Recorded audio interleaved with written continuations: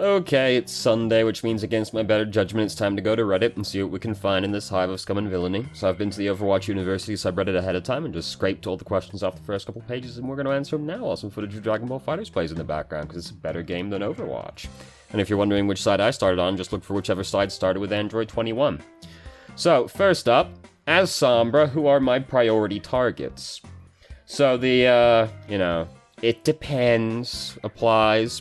So if there's a flanker that's causing your backline trouble, like Doomfist, Tracer also, and Genji and Reaper, none of them are too happy to be hacked either.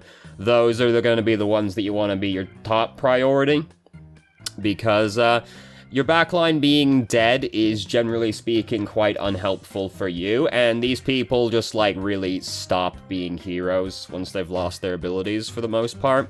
Reaper, not so much as the others, but if he's hacked, he suddenly can't Wraith form his way out anymore, which makes him a lot more vulnerable than he was previously.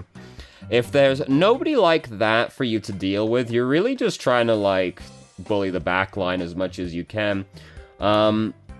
There are still some context-sensitive people that you'd want to, bully around as much as possible. For example, Reinhardt is a really good one to bully, Roadhog's a really good one to bully.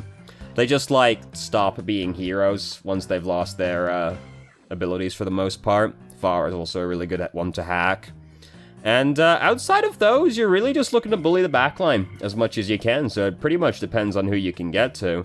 And if you can't get to anybody in particular, then just go bully a tank. There's always a tank you can bully as Sombra. Lucio also is always a very high priority hack target. If there's a Bastion on the enemy team, hack that boy constantly. Don't ever let him have any fun. There was also a question I thought about taking this week, which was how do you deal with Bastion on the payload? Dog, the easiest way is pretty much pick Sombra, in my opinion, and just keep hacking him. Just don't let him have any fun. You thought about going and doing something else? Nah. Go hack Bastion again. He'll love it. He'll be really stoked about it.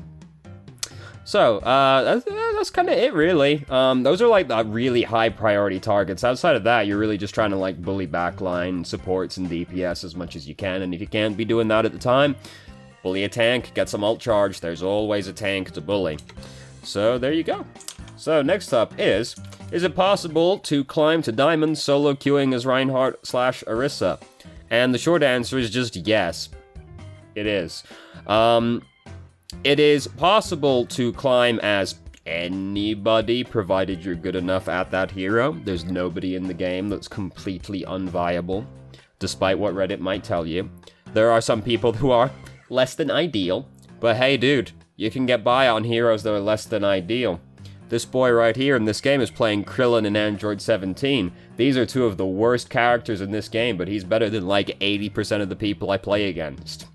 You can do well on anybody, you've just got to put enough work into it. I've climbed to midway through Masters just playing Reinhardt, basically. I'm really bad at Orisa, so I try to, and I also kind of hate her, so I avoid playing her, but Orisa is currently, really good.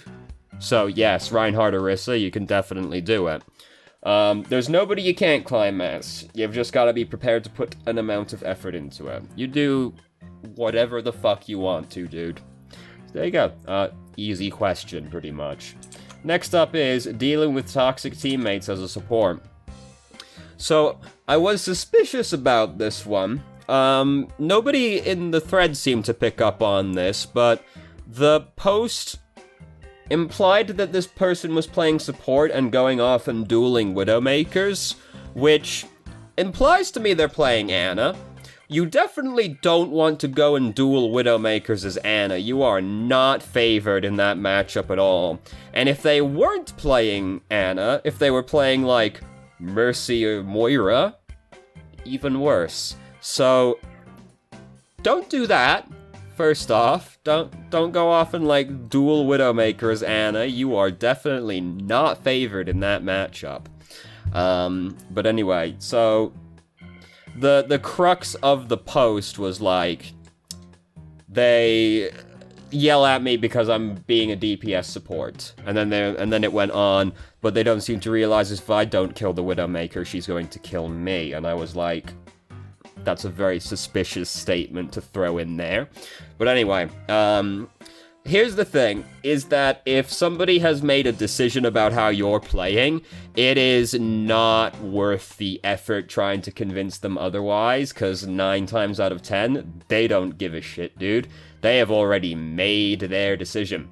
So there's kind of not a whole lot of point in engaging with them, really. You might as well just mute them and get on with your life. Now, me, personally, I fucking love fighting people on the internet. This is the kind of shit that gets me excited in the morning, right? I spring out of bed. I roll out of bed. I crawl out of bed. And I think to myself, what can I be angry and fight about today? Unfortunately, the internet never takes too long to supply me with something. But for more sensible people than me, there's no point getting engaged in that kind of thing with people. They've already made their decision about you. There's really no point taking it any further. You might as well just mute them and get on with it. And this applies regardless of pretty much whoever the fuck you're playing as. If you're playing a support and people are yelling at you, don't bother. Especially if you're playing Moira and they're like, DPS Moira! Because they say that shit the second they see you, like, the second they see you sipping someone, they've decided that you're a DPS Moira for the most part. Even though, if I don't heal, I won't be able, if I don't sip the enemy, I won't be able to heal my teammates. They don't care about that, dude. They just saw you sipping and you were playing Moira, so they decided that's all you're doing. There's no point trying to convince them otherwise, just move on with it. And if you're playing, like, Widowmaker, Sombra, Ashe, whoever, doesn't matter. Whoever you're playing, if people are yelling at you for playing the hero wrong, you might as well just not bother. You won't convince them otherwise. You might as well just move on with your life. Unless you just fucking love to fight like me, in which case, more power to you, dude. It's a great hobby. Anyway, yeah, that's pretty much it. The answer how to deal with toxic teammates as support? Fucking mute them. It's not worth the effort of dealing with them, unless you love to fight. In which case, by all means, fight them. I encourage that behavior personally, but, you shouldn't really, but I'm big into it, dude. So there you go. Next up, is it me, or is Roadhog super good right now? So he's definitely a lot better than he was. So the one bullet thing doesn't seem like a big deal, but it puts him in a very interesting breakpoint math-wise, where now, because he has 6 shots, as opposed to 5, and they all do 150 damage, assuming, you know, you got, like, good shot into it, you can now break Orissa's barrier without reloading, because it does 900 damage, assuming, you know, you got 150 damage out of all of those shots. And that's just by yourself, discounting any other damage that's coming in as well.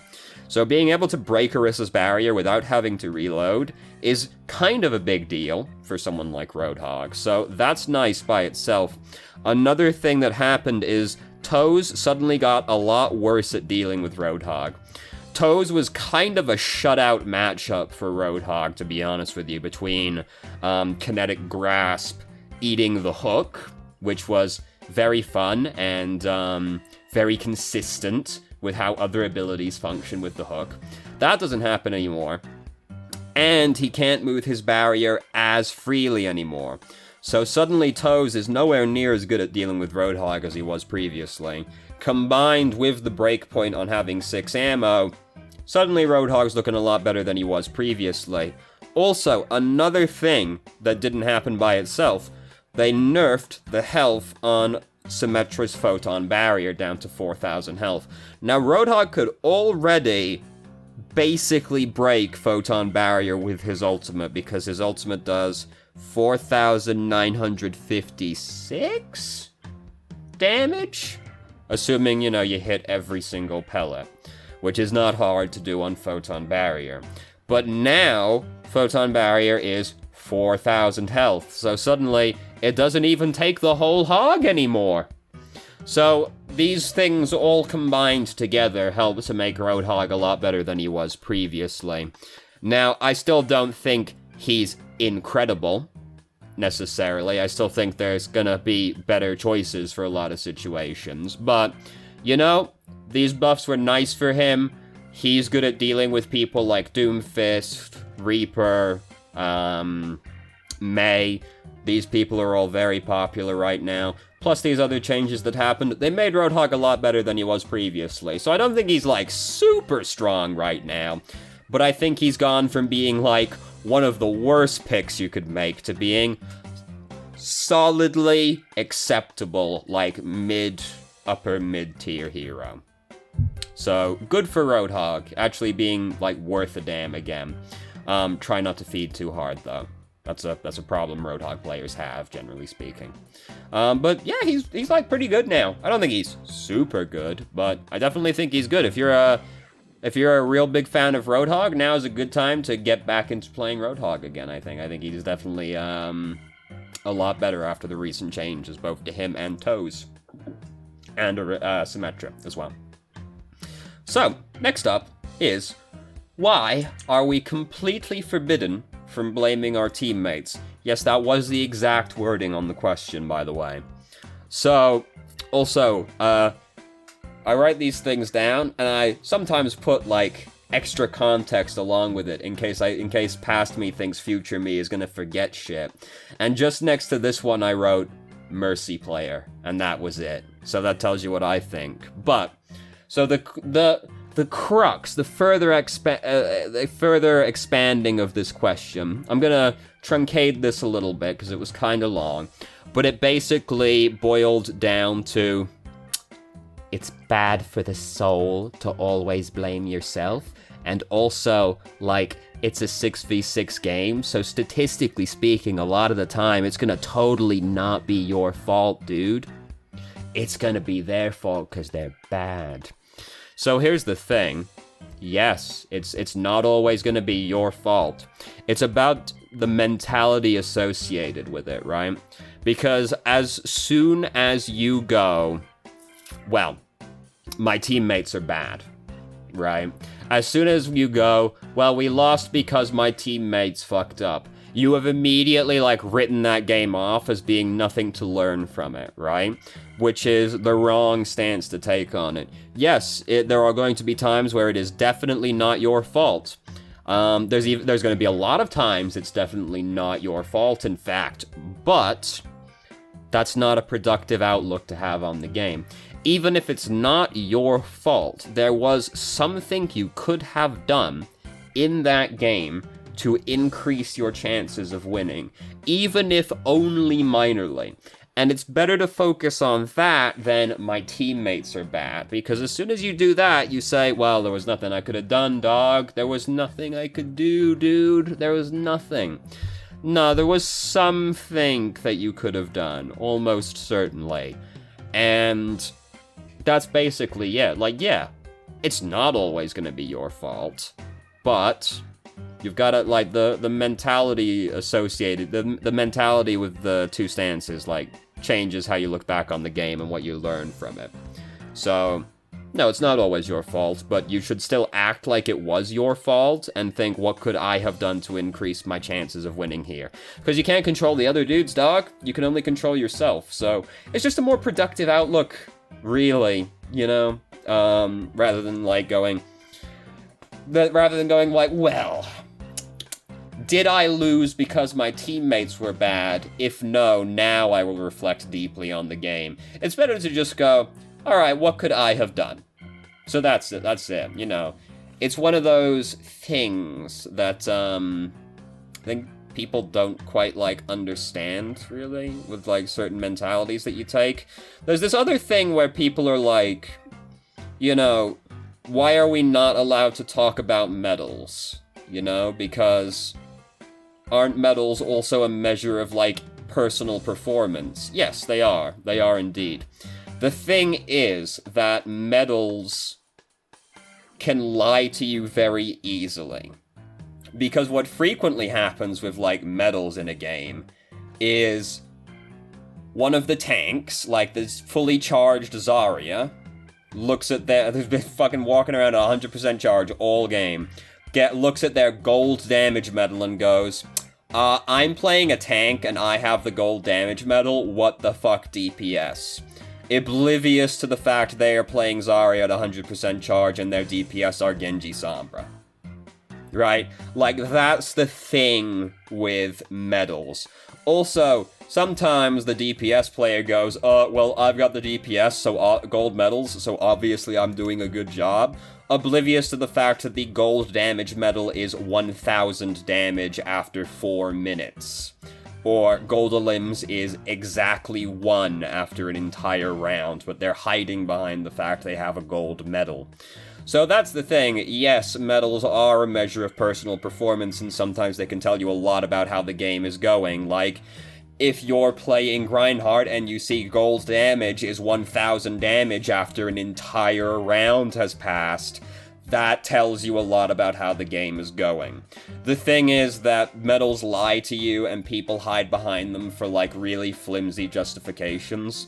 So it's one of those things where it is easier to write the entire system off than explain to people the nuances of when exactly medals matter. So that's where that comes from. Sometimes medals do matter, but the thing is, it's hard to convey to people why quickly and succinctly, so people just go, well, it doesn't matter if you got a gold medal, you didn't win. Yes, nobody's saying gold medals win games. They can be a measure of fucking personal performance, though, so anyway. That's a very side tangent thing, but, that's why we are forbidden from blaming our teammates. As soon as you say, well, it was my teammate's fault, you stopped learning. And that's not conducive to climbing and personal growth. So, don't do that. Even if it was actually their fault, don't do that. So, next up is, at what point do you give up trying to improve and just accept your rank? So, would you like to know what the context I wrote down on the side of this one was? It was, brackets, fucking downloaded Osu. So, this person, it was a fucking long post, dude. But the moral of the story was, this person is having trouble climbing, and they have done literally everything that people recommend doing. They record all their games. They practice aiming versus AI and bots. Don't do that. Don't do that, but that's besides the point. They've watched all of Jane's VoD about their particular heroes. They've practiced their heroes for 100 hours each. They downloaded Osu to practice their aim. They specifically listed that they downloaded Osu. They've done literally everything. And they still feel hopeless and like there's nothing they can do to climb. So at what point do you just fucking give up and just accept this is what your rank is now? Which is basically the exact wrong mentality to take to something. Basically what it sounds like is this person just tilts themselves into fucking oblivion, and this is what prevents them from actually climbing. So, here's the mindset I try and adopt with things, right? Because I don't really get tilted very often in, like, any video game that I play for the most part. It happens, like, nobody's completely impervious to tilt, but for the most part, I don't really tilt. And here's why. I adopt the mindset of I'm not trying to win, I'm trying to improve. And some people have said to me in the past, well, what are you doing playing a game competitively if you're not trying to win? And my response would be, playing to win and playing to improve are functionally the exact same thing. Right? From an outside observer's perspective, those two things look the same. But it's about the mentality I've taken to it, right? Because as soon as you start playing to win, losing becomes a fail state, which sounds stupid to say, but bear with me on this one. Once you're only playing to win, suddenly losing becomes extremely terrible and you start getting very anxious about it. You start adopting a lot of value to the number that's attached at the end of your name, right? And that leads to you performing worse because you're playing with your heart instead of your head, which is not generally very good to do. And you start getting very stressed and you start tilting a lot. But if you're playing to improve, winning suddenly becomes a tertiary goal, which frees you up to care a lot less about losing. If you're playing to improve instead, well, suddenly winning and losing becomes kind of irrelevant. Instead, you're looking mostly at what you just learning from the game you played instead. So that's like the mindset I adopt with it. I don't care about losing because that's not what I'm playing to do. And it's helpful that I'm somebody that's very focused on like personal growth as like a goal, right? Like I don't care what my SR is particularly, because at the end of the day, I can measure my own growth without the number attached to the end of it, right? Like that isn't necessary. I can look at my own gameplay and think something like, oh, my aim has improved a lot compared to where I was like a month or so ago, right? Like, it doesn't bother me. So, yeah, like, that's the mentality I try and adopt with things, and it is what I recommend other people try to do as well. Now, of course, it's not really that simple, is it? It's all well and good for me to say that's what I do. Like, there wasn't an overnight thing for me to adopt that mentality. I used to be very, edgy about these things, and I used to care a lot more about losing, and, through very conscious effort, I got over that, basically, and a lot of, like, basically trying to, brute force my way into a better mentality about these things, so, and it's all well and good for me to say that, like, some people care a lot about their SR, right? Like, you can't exactly just turn a switch in your head and suddenly not care anymore. So it's something that's easier said than done, but that's how I recommend trying to deal with this kind of situation, which the question is essentially how do I tilt less, though it was phrased this way. That's what I try and do, you know, that's what I recommend doing, but like, it's not necessarily going to be easy for you to do that, but that's what I recommend anyway. So, yeah, there you go. So next up, and this is the last question for this week, is how do you decide and dedicate yourself to a role? And the short answer is it's just what you like, dude. You know, you just do what you like doing. There's got to be one role that just, like, appeals to you a lot more than the other roles do.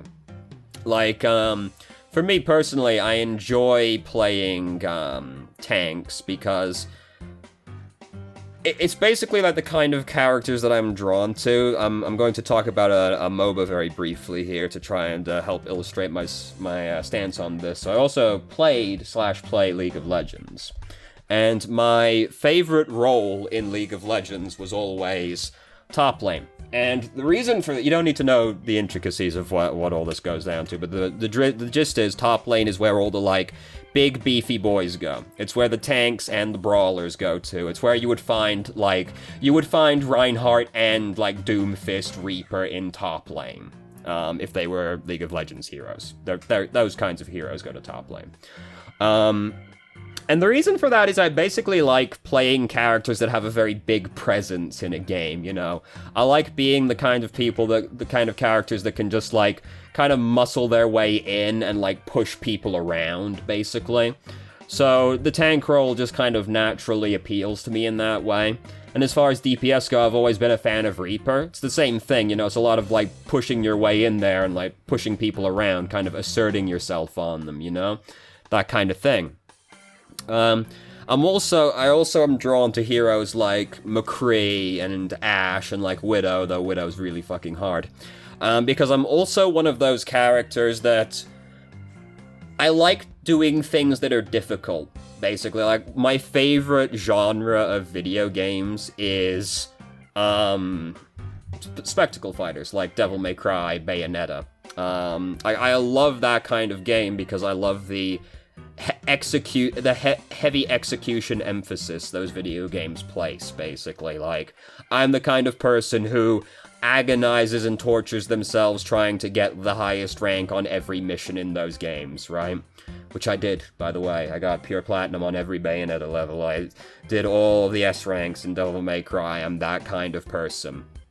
So I also like characters like Ash and Widowmaker and McCree, who are like hard to execute really well, but when you execute them really well, you feel like a fucking god, dude. It feels incredible. I would describe it as being euphoric when you play McCree or Ash or Widow very well in a video game. So those are like the kind of heroes that I'm drawn to, basically. There's gotta be like something that you're drawn to playing. Some people like playing like support just because they enjoy like the supportive aspect of it. There are people that enjoy seeing their teammates do well more so than themselves, right? Some people, similarly to me, are like the high execution heroes, but they're drawn more to the flanker type heroes instead, you know, stuff like that. Some people just like to be assholes and play people like Mei and Torbjorn, you know? Like, some people are big into that. Whatever your thing is, you know, you go for it, dude. Maybe you just really like a hero in particular. Maybe you really like playing Mercy because you played TF2 and you liked Medic a lot, right? And it was an obvious crossover. Whatever your thing is, dude, just play like the heroes, the role that you enjoy playing is basically the answer. There is one thing I'll say, which is I know some people play supports and specifically Mercy because they're afraid that they're going to do badly on the heroes they want to play, and they think just support and, like, Mercy in particular are easy, so they think they'll fuck up less on those heroes. I would encourage you not to pick a hero for that reason. This is quite why a surprising number of people play Mercy. I would encourage not doing that. Like, you know, doing badly is obviously something none of us want to do, right? We'd rather be good at everything we do, and not fuck up and, like, disappoint ourselves or other people, right? But at the end of the day, dude, we're playing a fucking video game. You're meant to be having fun. So I would encourage you not to pick a role just because you think it's easy and you're afraid you're going to fuck up. I would encourage you to pick the role that you personally enjoy playing the most, or the hero that you enjoy playing the most, because it is a video game. We are meant to be having fun, and we're not meant to be agonizing over things to this degree. Do whatever you want. Don't pick Mercy just because you think she's easy. Pick Mercy because you want to play Mercy. If you really want to play Widowmaker, but you're afraid of fucking up, so you're gonna play Mercy, don't do that. Just play Widowmaker, dude. Like, yeah, it's gonna be hard, you know, you're gonna fuck it up. It's gonna be sad for a while, but, like, if it's what you wanna do, dude, fucking do it. Follow your dreams.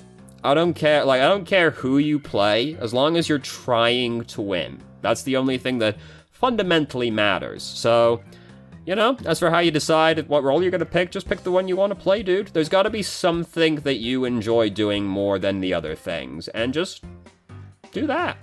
Just do what makes you happy, basically. As much of a hippie answer as that is, just do what makes you happy, dude. It's a video game. Have fun. Don't take it so seriously. So now I've finished talking about all my questions, so we're going to have to wait for this game to end so that we can actually move on with our lives. So they've showed us now the last hero for the second season of DLC for Dragon Ball FighterZ. We knew it was going to be Dragon Ball Super Broly since they announced Season 2 of DLC, but they've actually shown some of his stuff now. And he is the first, well, this is not technically true, but he is the first character in Dragon Ball that has an install super. And an install super is basically just a transformation super. There is technically another one. It's Golden Frieza can turn into Golden Frieza, but it's a temporary effect. I believe Broly's is going to be permanent. So that was very exciting. I am disappointed that the first person to get the install super was Broly, because I wanted Kid Goku to have an install super. Because I was really hoping, that Kid Goku would change into Super Saiyan 4 Goku, which I still think is actually the coolest design of all of the Super Saiyan forms. And it's not Kid Goku, it's Dragon Ball GT Goku, so that's where the idea came from, you know, he does turn into Super Saiyan 4 Goku, but only temporarily while he does the Super, and then he changes back again, so that was very disappointing to me, but now it's gonna be Broly, so that's cool. It'll be very interesting to see how that one turns out. Yeah, we don't really know too much else about Broly at this point, other than he's going to have a super, an install super, which is very exciting, and I'm very interested to see how he turns out. In my ideal world, he will end up being a good anchor, because then I can stop playing people like Goku Black, who I don't really like, but have a good assist. Him having an install super kind of implies that he'd be a good anchor, because something you want the anchor character to do is be good at spending a lot of meter by themselves. Like, you want them to be good independent heroes, because ideally they're going to be playing... You're only really playing as the anchor if everybody else on your team died. So you want them to be able to spend a lot of meter, you want them to be able to work without assists, you know, stuff like that. Him having an install super kind of implies he'll be good at spending meter. You know, he still needs to have, like, good moves and stuff, so we'll see. Like, he still needs to be good by himself. If he's got, like, very bad normals, it won't matter. And if he has a terrible assist, it also won't matter. Like, Gogeta could theoretically be a good, anchor, because he's got a lot of cool stuff he can do by himself. He's not very dependent on, assists, and he's got a level 5, so he's very good at spending meter. The problem is his assist is very bad. Like, his assist is just like a shoulder tackle that pushes the person to the other side of the arena. And if you've got a very bad assist, or just like a not great assist, it makes you less good as an anchor, because you want to have a good assist, because then the people, your point and mid, are going to be using the anchor's assist the entire way through, so you want it to be a good assist. So, you know, there's more to it than just the meter, so we'll see how Broly works out, but that is my dream. But I've been dreaming of there being a good anchor I like since Janemba, and I've been disappointed every time since then, which was 2 people, but, you know. Anyway, so there you go. Thank you very much for watching if you did. If you have any questions, feel free to ask. I'm more than happy to answer. If you haven't already, you can join our Discord and ask questions more directly and have a conversation about them, or just shitpost with us. I started streaming on Twitch Thursday, Friday, Saturday, 8 p.m. EST till midnight EST. There's a link to the channel in the description. And if you managed to make it all the way through the video and somehow still enjoyed it, please like the video and subscribe for more content of middling quality in the future, and I hope you found the video helpful.